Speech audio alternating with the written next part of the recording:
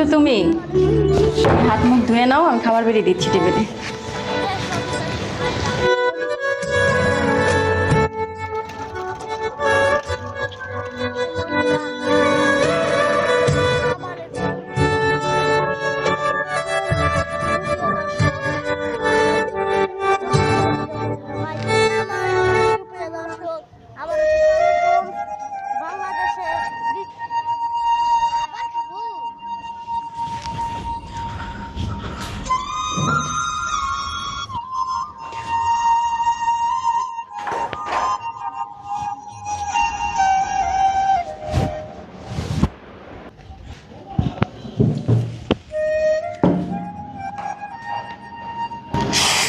কি হয়েছে?